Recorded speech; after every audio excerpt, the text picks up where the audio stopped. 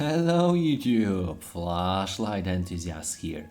I missed Skilhunt headlamps and flashlights for quite a long time. I believe I tested H300 headlamp from Skilhunt on my channel, however today I have something definitely more flashy. When I first saw the Mix-7 flashlight, I immediately thought that it's a genius idea to include so many LEDs inside such a small construction. Well, let's find out in practice what it has to offer.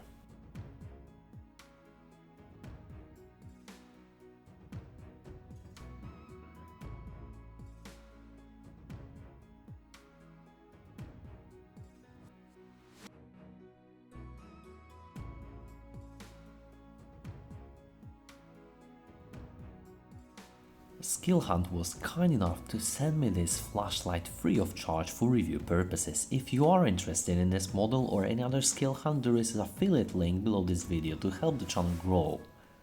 There are basically two versions of this flashlight, the short one, the regular Mix-7, and the Mix-7 Plus for the 18650 battery. They all cost the same and are offered in different anodization colors, as well as two different LED versions, the regular XPG cool white low CRI, but also the Nichia 519A high CRI lower output.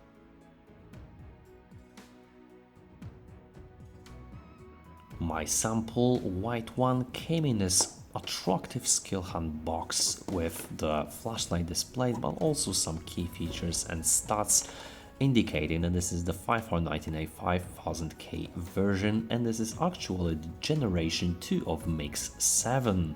Inside there is also a space for longer Plus version, as well as the detailed user manual, beautiful black anodized stainless steel bidirectional pocket clip, a Skilhunt branded wrist lanyard with adjustable length, small details that count, a proprietary USB magnetic charger, as well as two spare O-rings, a magnet replacement, as well as a small tiny ZWB filter, which can be fitted right inside this glass to make a UV light more adjusted. For those of you who are nerdy enough, this ZWB filter basically makes the UV light more effective, as it blocks almost all the white light that UV emitter emits, so the thing's fluorescence more widely. Before operating, make sure to unscrew the tail cap and remove the insulation film, as this one is also shipped with the Skilhunt battery. When it comes to the design, the Skilhunt Mix-7 is truly simple yet elegant and gorgeous in my view. This white anodized version with black accents is truly amazing. I really like this unique shaped knurling on the battery tube, some really simple and elegant design of this small cooling fins, as well as the switch and charging port being on opposite sides. Bear in mind, however, that it is really common to miss the switch over the charging port in the dark.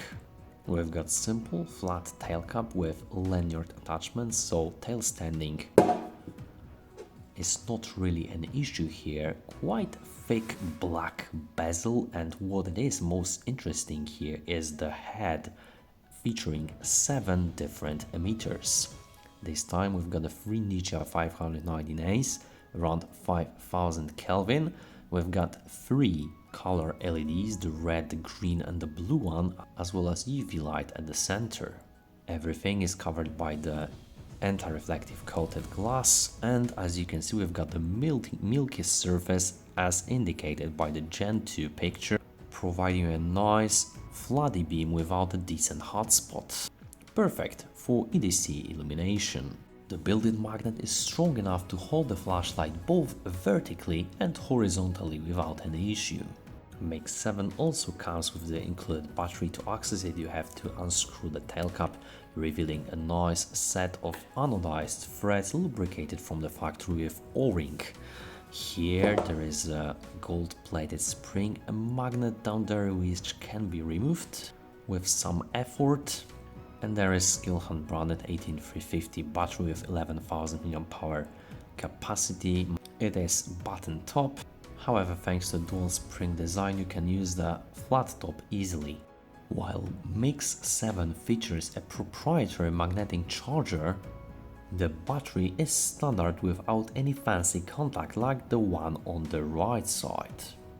So while it does feature a commonly known magnetic charging port, you still have a choice between an included magnetic charging cable, which will indicate charging from red LED when charging is in progress to blue one when the charging has been finished after approximately 1.5 hours, or simply put your battery into a regular Li-ion battery charger, which is quite nice. Whenever you turn on the flashlight, there will be a battery indicator displayed on the switch with blue, blinking blue, red and blinking red indicating the percentage of the battery left. The percentage is now displayed on the screen, and as you can see, constant red might be a little bit misleading. Speaking of colors, usually you will find one single mode of each color, but not in the case of Mix-7. When you go into the colorful mode, you've got not one, not two, but 4 different levels of each color LED that will suit your needs perfectly. UV emitter has also 3 different lumen levels, and if you are a fan of setting good party atmosphere, the Mix-7 will definitely be a great companion for you. With that being said, we have to bear in mind that half of the functionalities of Mix-7 is pure for entertainment purposes, which I, as flashlight enthusiast, value the most.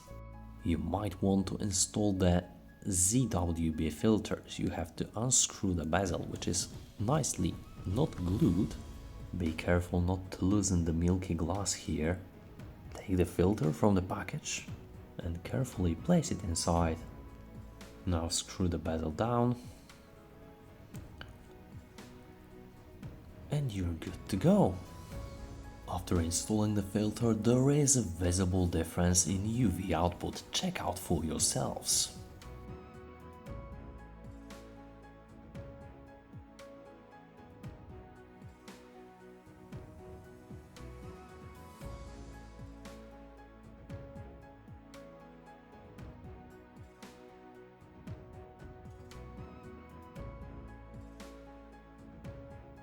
As there are so many LEDs and modes and Skilhunt only features one single click, the UI might be a little bit overwhelming and complicated.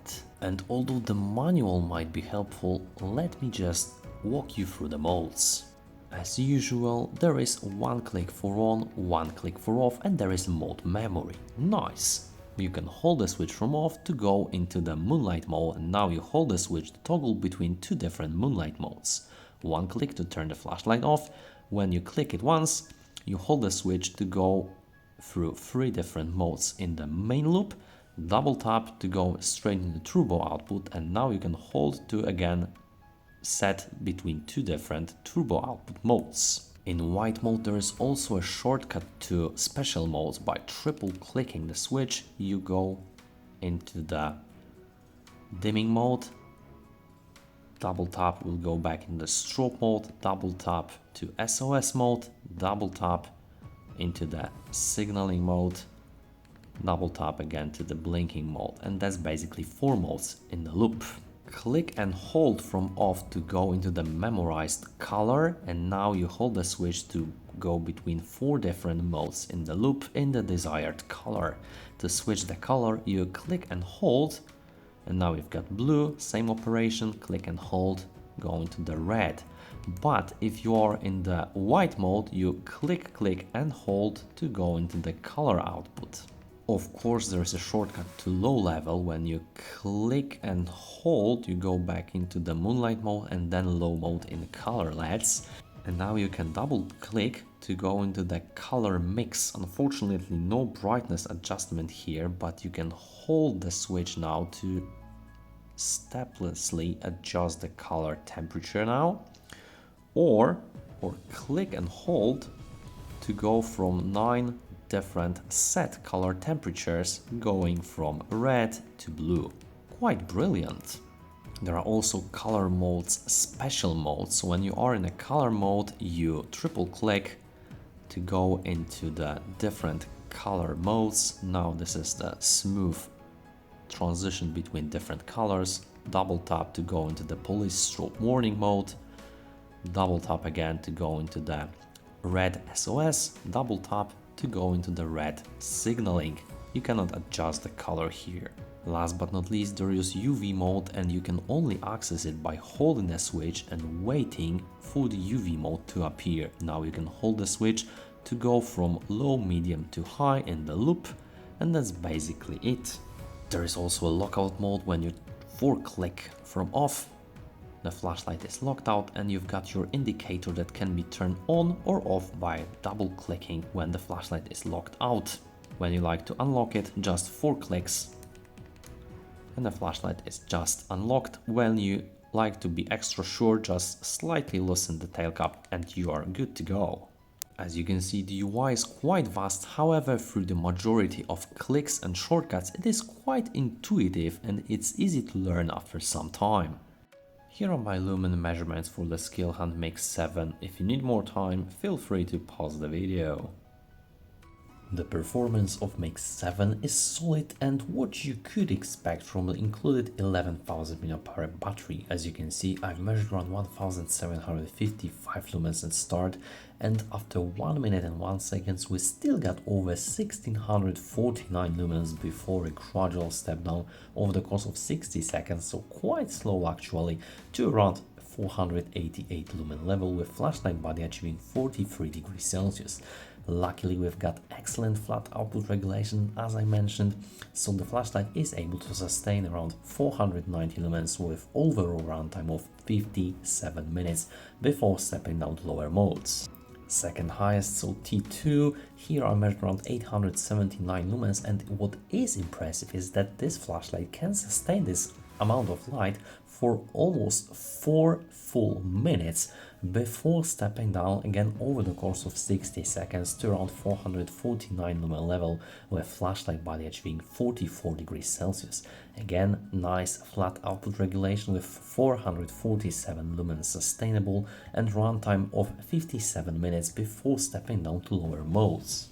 Now high mode, the highest sustainable mode actually, with 461 lumens measured at start and 450 lumens sustainable output with overall runtime of 1 hour and 5 minutes before stepping down to lower modes. Last but not least, I also checked the red turbo output. Here I've measured amazing 557 lumens for such a small flashlight, and here as you can see we've got linear gradual decrease of output over time with 311 lumens after exactly 2 minutes and 58 seconds, and then we've got flat output regulation as in other modes, with flashlight being able to sustain around 295 lumens with overall runtime of 1.5 hours of amazing red output before stepping down to lower modes. In all the modes, flashlight stabilized at around 40-43 degrees Celsius, so definitely warm but not too hot.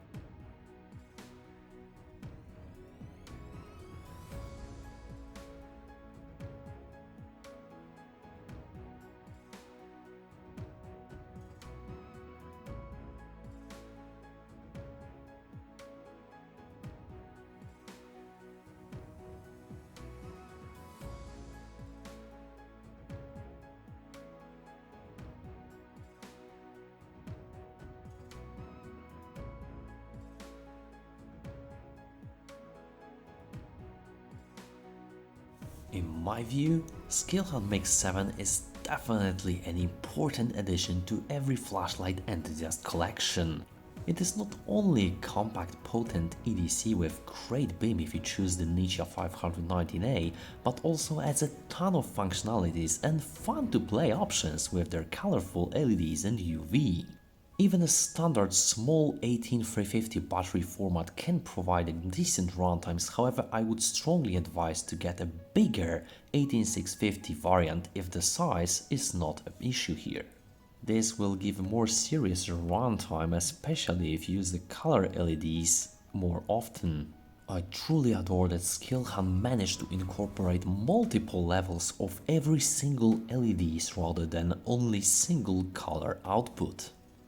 All the available features are just outstanding, and I'm truly amazed how they all managed to incorporate it such a small form factor. Speaking of which, we have to bear in mind that the thermal performance of such a small unit is limited. However, thanks to the constant current driver, we can have benefits of exact same amount of lights for longer, which is highly appreciated. This flashlight is truly perfect aside from small two details that I would make differently. First things first is the battery indicator. It might be quite misleading with the color schemes, and the second one is the charging port that is quite similar to the switch and is easily to be mistaken in the dark. I would like to see the USB-C charging port instead. Please let me know in the comment section down below what do you think about the Skilhunt Mix-7. Maybe you are using the one. Please let us know your impressions. Hit the like button, hit the subscribe button to support the algorithm, not to miss any future videos that I release. Thank you so much for watching, and we will see you in the next one.